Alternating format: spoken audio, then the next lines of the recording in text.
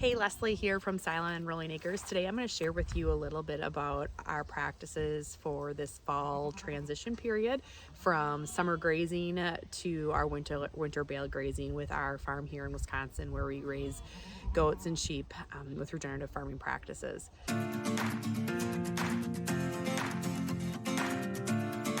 Right now, we have our goats and sheep in kind of a temporary holding area, paddock. We are outside of our main pastures. So we have on our farm, we have 3 existing pastures, and we've about a couple weeks ago, we just wrapped up with rotationally grazing those, and we're to the point now where I don't want to have our animals on our pasture until it gets closer to snowing, just because then we can utilize what's stockpiled, what's regrown for the season before that pasture really officially goes dormant. I don't want to put too much damage on it, or have the goats put too much pressure on it.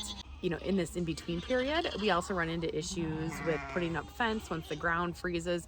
So if I can buy some time outside of our pasture, it really helps kind of I think our pastures overall in that transition. So they're kind of mad at me. I have one more holding area. I'm here, so they're talking. I have one more holding area that I think I might move them to later this week. We are projected to potentially have our first snow, so that might change it. So I might end up doing is just moving them back to our main barn and start bale grazing out in our pasture out there. What I've been doing in the interim, I've been creating larger paddocks with our portable fence on the brushy areas around our pasture.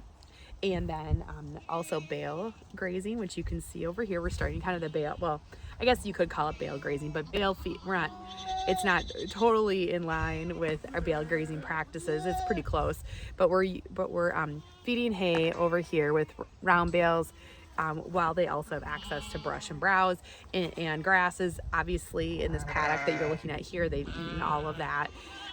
I've been keeping them in an area for about a week, and then we move on.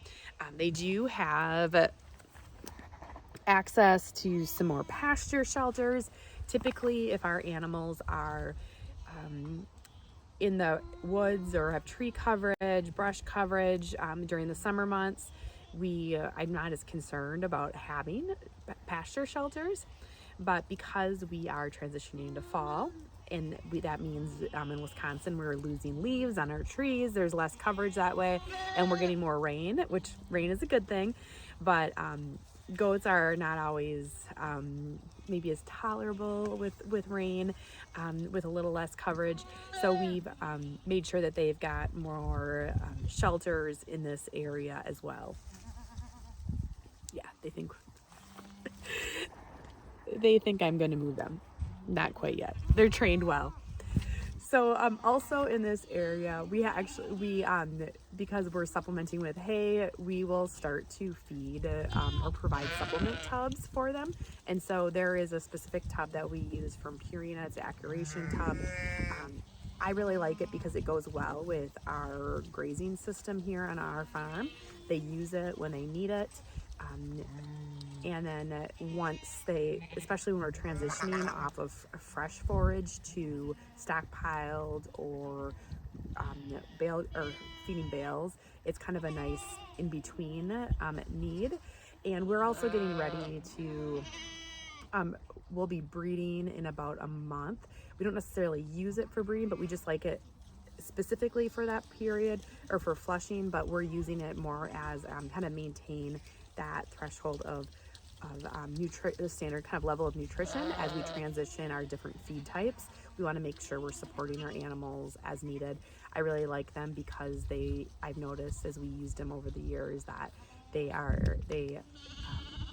use them or eat them as they need it, and they don't go totally nuts over them compared to some of maybe the lower quality farm store options, where when we've used them in our early years of raising goats, they just kind of go bonkers and they're gone.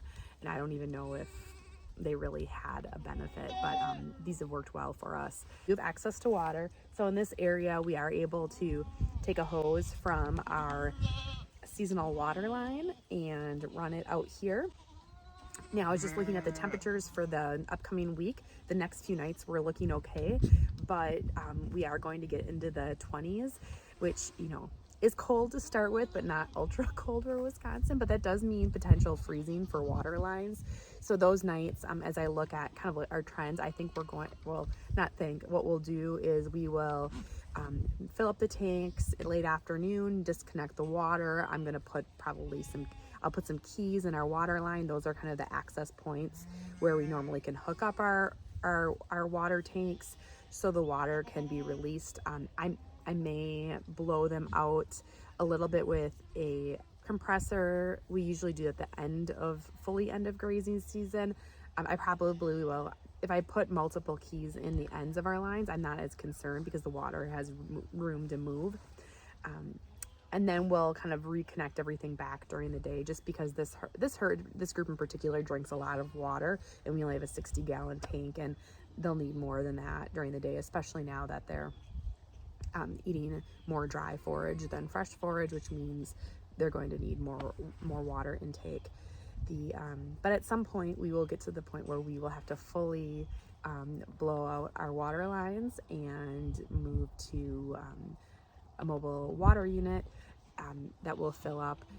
But as I say that, we may get to the point where we move them into our barns sooner than later, since we don't have as much grazing ground left. I'm going to see how things go. If the ground doesn't freeze, then I may resort back to a portable watering system, and I may just graze them like usual once we get back on the pasture. If we don't have snow and the ground isn't frozen, we may do that. If not, and we get snow, then it's feeding bales, bale grazing, and our usual winter setup. It's kind of, we're at the mercy of when Mother Nature decides to come. Now, out in our woods, if you've followed us, you might know that we have a group of market goats and our breeding bucks out in the woods, and that group is also, they're kind of in their last paddock right now. They just finished all the buckthorn in there. I'm round 2 in that project, and they are being fed hay and have water tanks and portable water tanks out there. I think this weekend we are going to move them back into where they're going to overwinter in one of our pastures once we kind of get that area set up, just because that group can be a little bit tougher to work with once snow comes, especially since we have so much net fence out in the woods. I don't want to be in a situation where we are trying to get them out with snow and then try to get all that fence out of the woods at the same time too. So that's kind of my plans of where we're at and kind of how we work with transitioning into winter. As much as I love summer grazing season, I am kind of looking forward to a little bit slower pace around the farm with winter. Of course, with winter around here in Wisconsin, it gets really cold, so there's that adjustment period as well too. So if you're interested in learning more about this, I will have a more detailed blog post on my blog, grazingwithleslie.com. You can find that in my show notes. I also have in my YouTube videos, I have also some videos on how we bale graze and also the bale feeders that we use, I mentioned here.